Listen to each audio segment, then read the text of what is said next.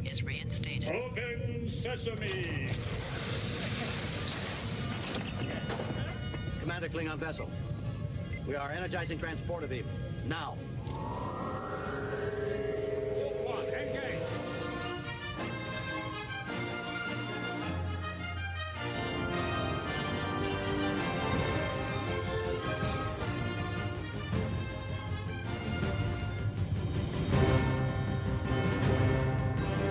All right, here we are. Welcome, everyone, to Star Trek from the Holodeck. We are traveling at a cool warp 9.9.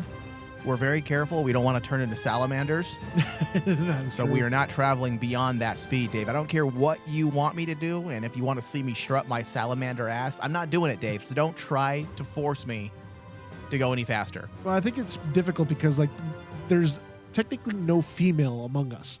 So it'd be two males. I don't know how that would work. Well, listen, evolution. You know, Evolution who finds knows? a way. Maybe evolution finds a way. I hope not. I definitely don't want to mate with you, David. And this is an awkward show now, and now I'm going to end it. Now you're Good gonna end night, it. Good night. everyone. All right, so I am Michael Flores, your host and captain, and this is Star Trek from the Holodeck. I want to welcome everyone, and this is the Prodigy edition. I cannot forget that. And David, hello, how are you? How's it going, everybody? Okay, so today we are going to be discussing and breaking down, obviously, Star Trek Prodigy, Season 1, Episode 4, titled Dreamcatcher. But before, I want to remind everyone to please go to iTunes and give us a 5-star rating and or drop us a review. Both helps. I prefer the rating as it does allow for our show to do more things in the ways of conventions and PR junkets, things like that. It helps us. We need it, and I thank you for it. Okay, David, so are you ready to talk Prodigy? Oh, dude, absolutely, because, like, Prodigy is actually gearing up. I think we have a winner. We have a winner in the series right here, especially 4 episodes in, and you are going all in. You're ready to say winner, winner. winner, winner. I honestly think that basically it is a winner. This is turning into a winner. And this is the type of feeling that we should get with our other shows. We do. Sometimes. Yeah, we do. Don't look. Come on. You can, David. We can make new friends and keep the old. Remember that childhood song? Make new friends, but keep the old. You can do that, Dave. Okay.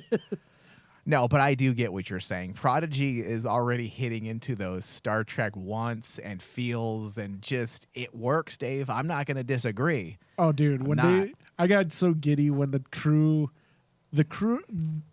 of these kids basically getting armed with phasers and tricorders finally. The Porg. What's his name?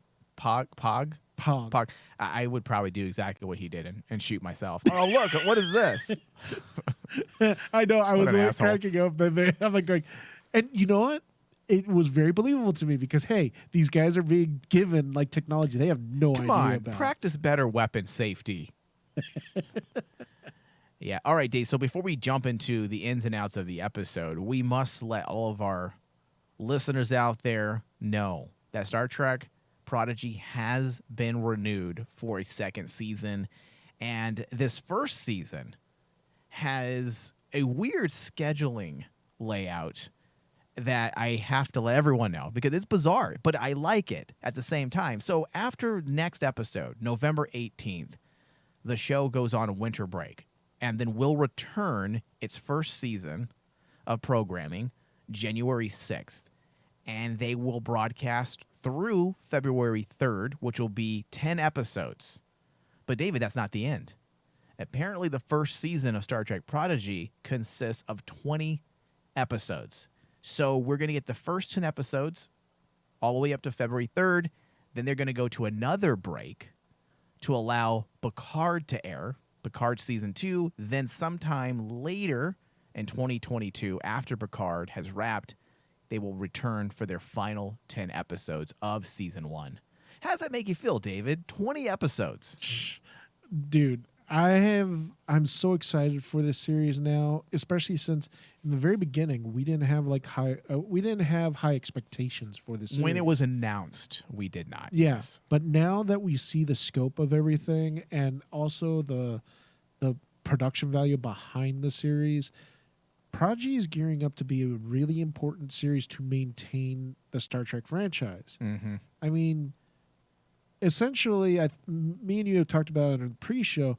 It's almost like Prodigy is now turned into the safety net for all the other Star Trek series, because like while you give this animated series a 20-episode order, the other series, who at the top end probably get like 8 to 10 episodes. I think Picard is 10 and Discovery's 12. Yeah.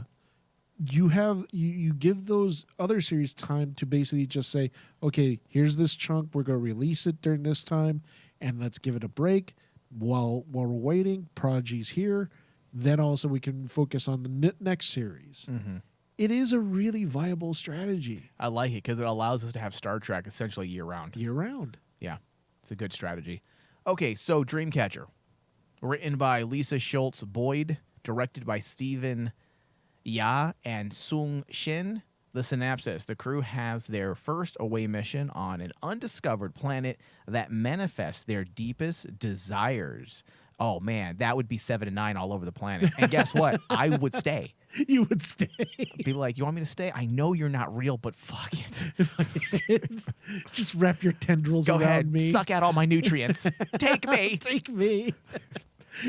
Yeah, so their deepest desires, only to realize the planet has desires of its own. Well, that sounds very sleazy, and I like it. Hey, Okay. if you had a 7 of 9, you know where my brain would be going. Yeah. So Be like, listen here, planet. I know you're not real, but if you can set up a scenario briefly, 7 and 9. and Whoopi Goldberg. Oh come no, that I would leave the planet. on. You would leave the immediately. planet. Like, beam me up now. Okay, so this episode was fairly straightforward and also a lot of fun.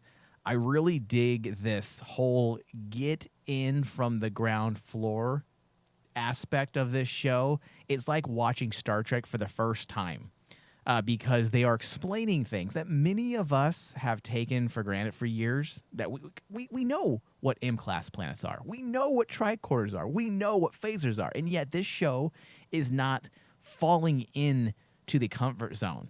They are acting as if this is the first time people have watched Star Trek. Yeah. And the explanations behind designations, I feel, works. I mean, again, remembering this is being viewed through the lens of a newbie Star Trek fan.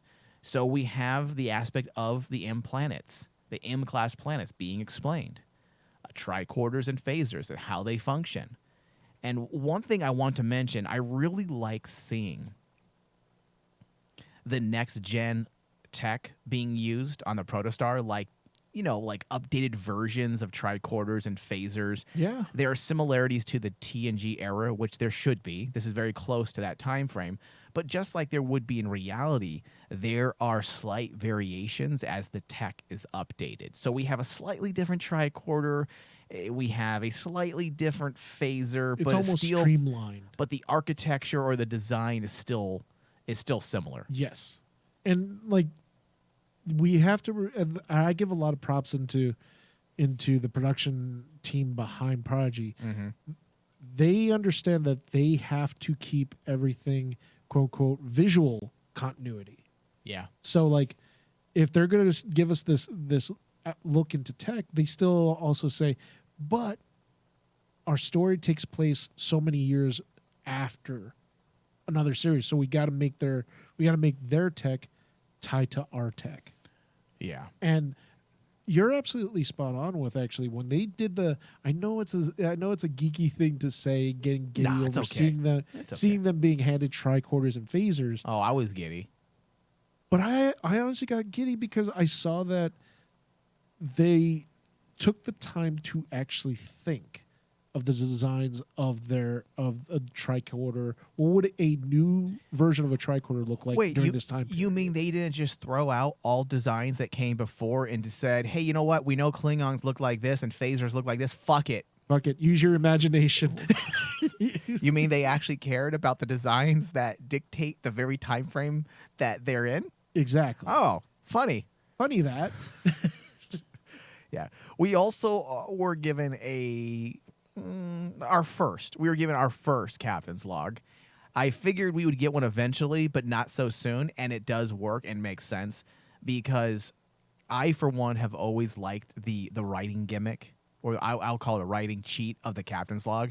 It's a built-in writing cheat that allows for exposition without looking overly hackish, and if used correctly, you can really help flesh out ideas, conceptions, emotions, feelings, things that the character is going through. That's why I've always loved the logs, because they're easy ways to just make sure we understand how a character feels about something. And that worked in this show's favor, with Dal being the one to essentially share his thoughts and his fears, giving us that classic Star Trek symmetrical shot of our lead character standing in the center of the frame, staring out into the universe in wonderment. I mean, it is Star Trek, even in imagery. Yeah. And yes, it is a typical Star Trek trope to do the captain's log. But I honestly feel, do you realize that even in Discovery shied away from doing the captain's log thing a lot. We once in a while got a captain's quote unquote narrative log. Well, it's hard to do a log when you're always crying. But like, Just joke. I love you, Burnham. Even with Discovery, Yeah. the captain's log dealing with in Prodigy feels honestly like Star Trek. This is the proper basic way of opening up a Star Trek episode. You open up with a captain's log. It's kind of like a fundamental, and it's, for me, it's something that in the very beginning of I even forgot who actually is running all Star Trek right now. Kurtzman. Sorry, Kurtzman. Mm-hmm. I was about to say Kirkman. I'm like going, no, that's Walking Dead. That's Walking Dead. With Kurtzman, you almost felt in the very beginning of the run that they were trying to veer away from like a lot of the fundamentals of a Star Trek episode. Yeah. Captain's log is one of them. I think what you're trying, you're tapping into something very real, and you're right. How can I put this without sounding like that's the problem, like an anti-Trek fan of the new Trek era? Because I do love the new Trek era. I do. I do too. So this isn't a negative, but there is an argument to be made that I'm going to give 2 points of views here. There's an argument to be made that classic Star Trek fans don't like change. That's why, people pushed back on Deep Space Nine. That's why people pushed back on Voyager. Not as hard as they pushed back on the initial seasons of Deep Space Nine. But they did push back on Voyager. That's why people push back on Enterprise. There is an argument to be made that Star Trek fans are afraid of change. But it's not just Star Trek fans. It's anybody that's a part of a fandom that's been around for several decades. There's a lot of passion. There's a lot of ideas from fans that they feel should be included no matter what in a Star Trek show, and they have their own ideas of what Star Trek should be. And to some degree, they are right, and their opinions are legitimate. However, in your attempt as a showrunner, this is the other side, you cannot be derivative when you're a showrunner. You cannot come back year after year after year with the same type of show. Otherwise, the franchise will die and flounder. Look at Enterprise. Why do you think Enterprise failed? It was too much of the same thing. Exactly. For too many years in a row. Not because Enterprise wasn't good, because when you go back and watch it, it's fucking solid. But it ran its course. People were Star Trek out, and also Enterprise tried to do some things that were different. That was big mistake number one. They didn't have an introduction. That was like the classic Star Trek introduction. That also created pushback. So that being said, Dave, I do agree that it's nice to have similar things, because that's how we recognize Star Trek, by having those inclusions of themes, even structure issues when it comes to writing, or even with introductions and theme songs. So I do understand that want and that argument, but it's a slippery slope, and it's not an easy task. Do I continue to do something that's been done, or do I do something different and run the risk of completely getting shit on? Yeah. So, but I feel like Prodigy is a good in-between. I feel like Prodigy, Lower Decks doesn't quite fit into this discussion Yeah. currently, just because it's something entirely different. It's the it's a style's comedy. completely different. Yeah. But with Prodigy, I think there's always room to stay within a certain parameter without completely rejecting things that came before. Yeah. And it seems like Prodigy is working within those parameters. And we'll see how it plays out. We're only 4 episodes in and anything can happen. But so far, David, I would agree that it's feeling good. It's feeling really good. It's because, feeling good, yeah.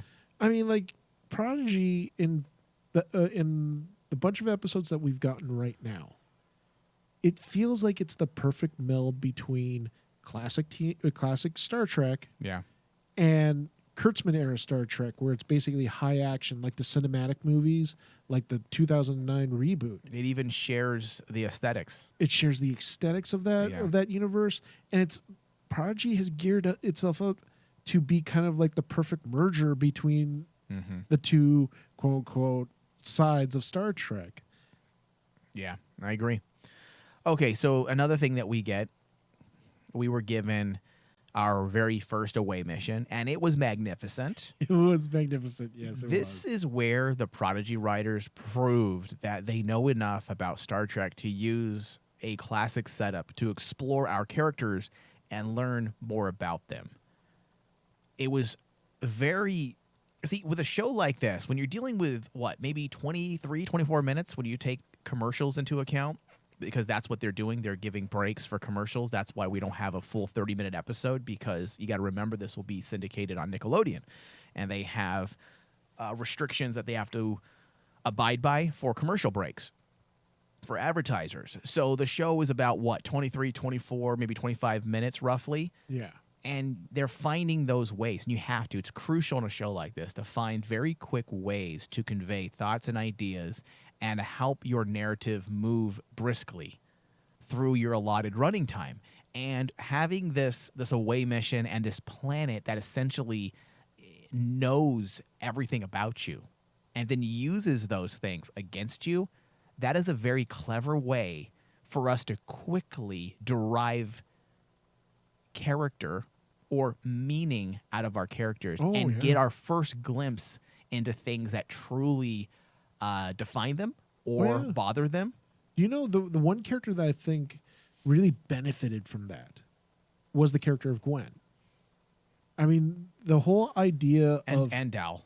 And Dal. Yeah. But for me, it's more Gwen because we got more insight into her relationship with her father. Mm-hmm. You know, it says a lot that basically the planet viewed her perfection, her perfect idea, what she desires, and then her coming to the realization, but that's not the reality, and coming to realize that her father isn't nice. Her father is cruel. I think she's already starting to pick up on that. Yeah. And I thought it was a really cool using that method of this. I guess you could say this species, this alien species, their power to kind of like give Gwen this kind of like character growth that we continue on trying to win over this character to show her that her father, the diviner, is not a good man. You should not be helping him. Yeah. I think she's first officer material, right? That's what she's going to end up becoming, right? I think so. Yeah. I mean, honestly, she probably should be captain. She's way more competent. However, I will say she is pretty competent. But I'll say that Dal actually did show leadership skills in this episode because, yes, they failed to have teamwork, which I think was the embedded or implied theme of the episode. Just like last episode, you have to have teamwork. That's what Star Trek has always been about. Teamwork is how you get the job done. It is the idea that encapsulates all of this utopian future that is Star Trek, the idea of camaraderie, teamwork, being united as a group of planets for one cause and one belief, and that then cycles down to how the different hierarchies work within Starfleet, within the governments, within our starships. So when you have characters that reject that and they refuse to work together, look what happens. They are completely at a loss and they almost fail. But I will say I do like what Dal did. Dal's first inclination was not to get to the ship and save himself. What did he do? He immediately looked for his teammates Yes. in the tricord to rescue them and get them back to the ship. And yeah. And that was a strong statement about the character, which we need to have those elements because a lot of us are going to question why this kid is sitting in the captain's seat. Exactly. Why is he a captain when he has zero qualities? Obviously he's going to be immature. He's a kid. And that's something that all of us can swallow and understand because the crew is made up of children. So that's understandable. But giving us those ideas or there's little notes of compassion, Exactly. that is important, very important for a captain to have. And the writers did the same thing with Gwen. Having Gwen stop what she was doing and risk her life and her chance to escape so she can save Mork. What's that? Murph. Fucking Murph. That's another strong statement that says a lot about her character.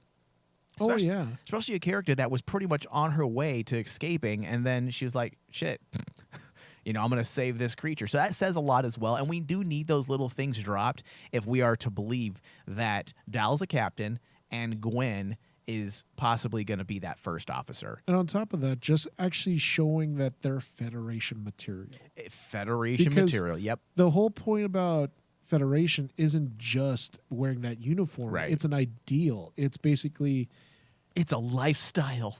I don't want to say that basically it's a very socialist type of view where basically it's the needs of the many basically over the needs of the few. It is socialism, community. But yes. Community, that's a better way of actually putting it, is like those qualities have to be present in those characters that we expect that they're trying to push as Federation material. Yeah. And Dahl, I think Dahl actually just taps into that Federation material to the point that I'm starting to like you get used to the idea of him as our captain, because when you look at all the captains, what is the one thing that always unifies them?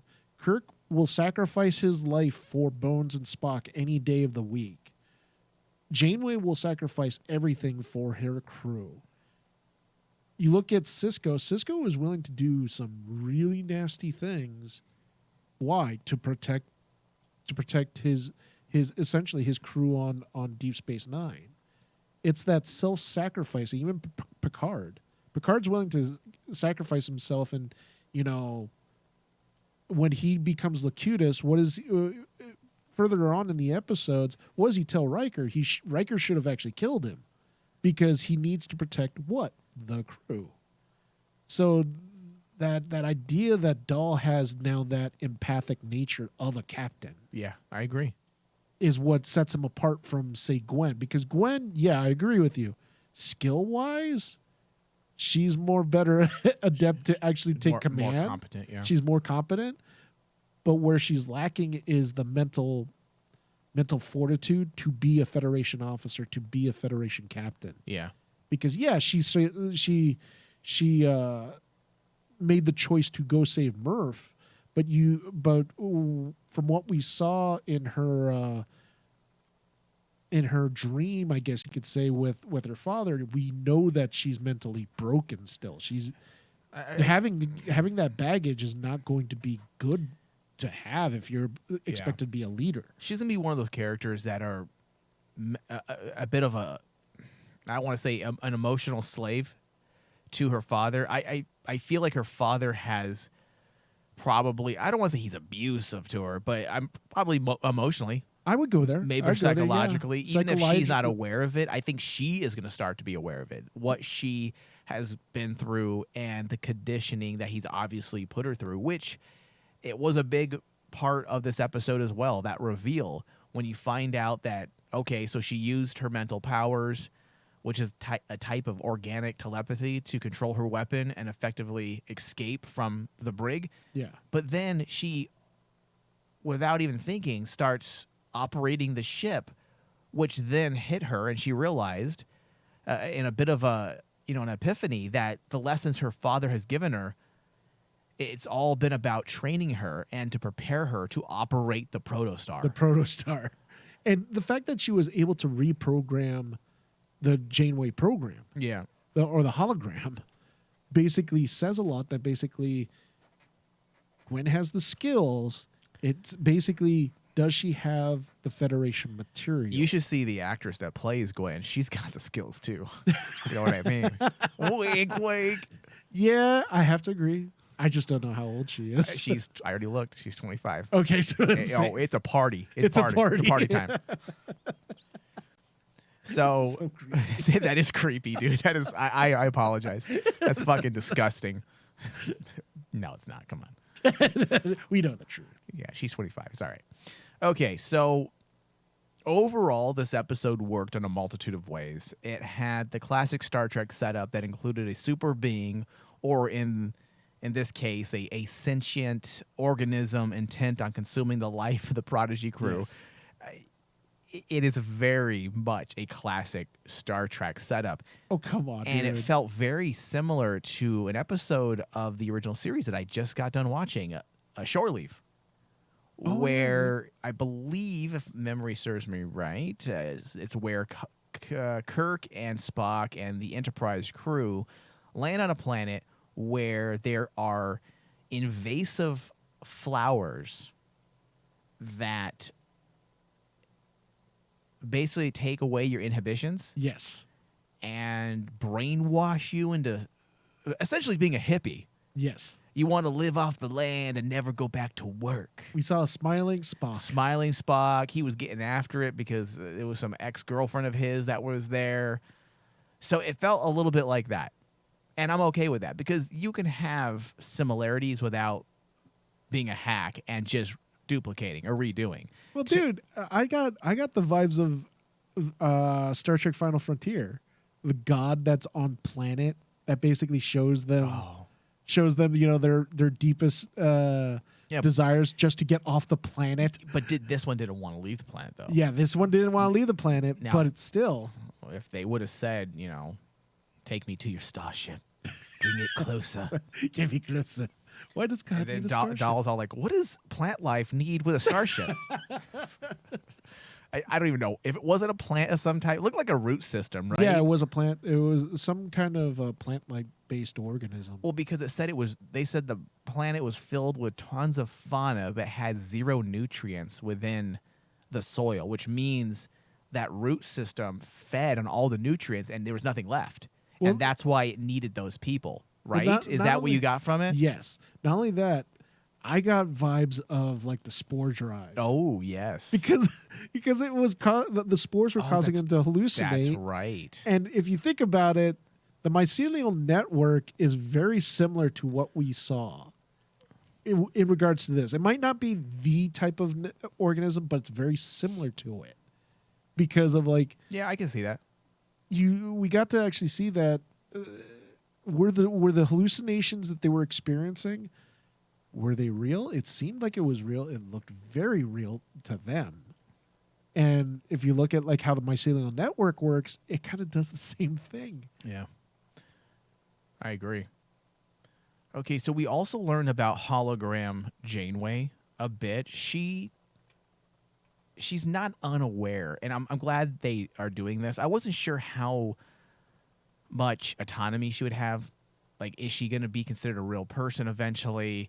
I understand that she's a hologram, but the thing that this show does, Star Trek does in general, is they always like to anthropomorphize. What's the word I'm looking for? I can't even say anthropomorphize. I think Jesus Christ, dude, I really fucked up that word.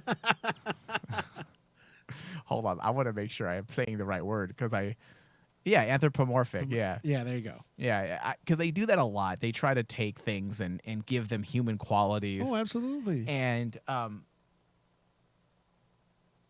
I'm okay with them doing that, but also I want to be very careful not to make this more the same. So if there's ways to make us feel like this is a real person and not just a hologram, at least not like, like an NPC. I hate when holograms act like NPCs from a video game, where they're not quite aware, so that when you say computer, show me the exit, they don't even see the exit. Yeah. So how aware is Janeway truly? That's why it's going to be interesting of how Kate Mulgrew portrays this Janeway. How Because sentient is she? Yeah, If- because if that's probably a better way of posing the question. exactly how sentient is this Janeway program? Anthropomorphic. Because like I'm guessing that basically the program, the hologram program, is based solely on Janeway's personality. It's not Janeway, right? No, it's Janeway. but it's her personality. Right.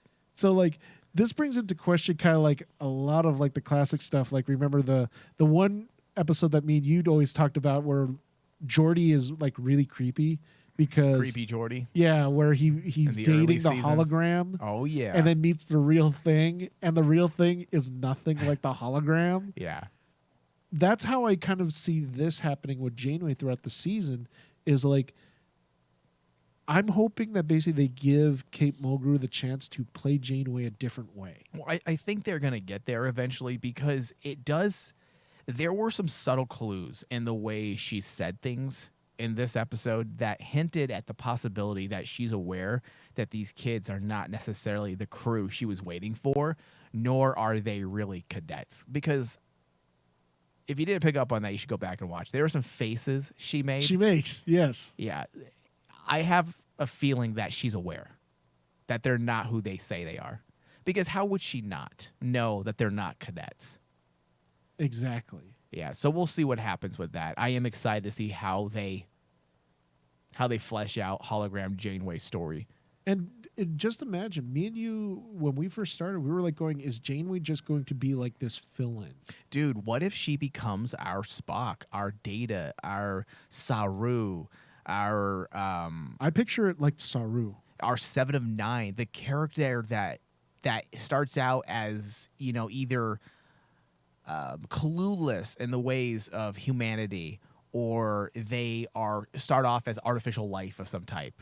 I should also include the Voyager Doctor as well. The Voyager Doctor. And then yeah. they slowly over time become something more than they were intended to be, or they slowly learn what it means to be human and to be a part of a group and to function within the umbrella of Federation and human society. Especially since this Janeway program has the ability to learn things differently than the actual Janeway. Because remember, Janeway herself, she learned because of all the experiences she experienced with her crew. And Like most people. We learn through experience, yeah. But like with this Janeway, we know that this crew is nothing like the Voyager crew. There is no Chakotay. There is no oh my god, I forgot. Harry Kim, Paris, Bailana. Come on, Exactly. David. Don't be a fake fan. Well, I was trying to. Is it Tuvok?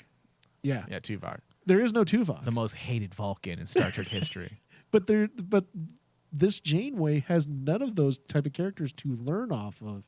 Instead, this Janeway is going to kind of be like the mother to all these kids.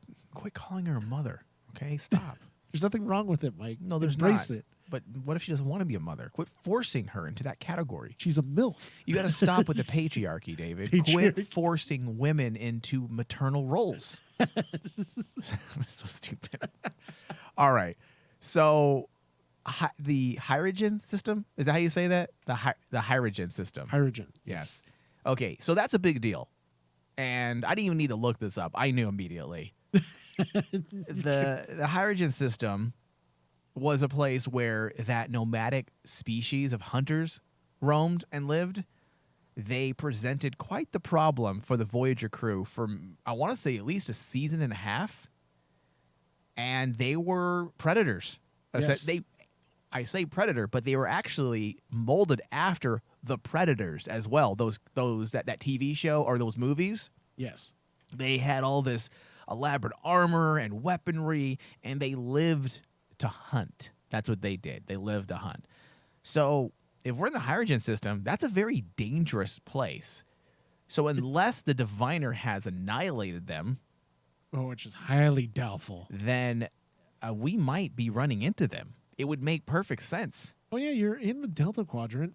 And that's why I was like going, I wasn't surprised. I was giddy when they actually mentioned what system they were in, because I'm like, okay. I was like, oh shit. they're in the they're in the bad part of the Delta Quadrant. Yeah. And like I'd be so happy to see those alien species again. I mean, we've already seen a lot of the Kazon, right? Yep. Yeah, we saw the Kazon, so it's not out of the realm of possibilities to be able to see that alien species again. Yeah. Okay, so last but not least here, we did get some hint as to the origin of the Pog. Jackson. It was briefly mentioned, and I forgot to throw it into the notes until right now. There was a mention of a Tellurite sleeper ship, which I guess indicates how he ended up in the Delta Quadrant.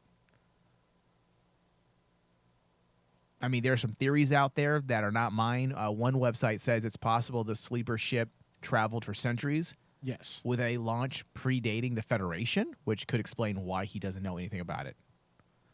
So there's some clues there as well.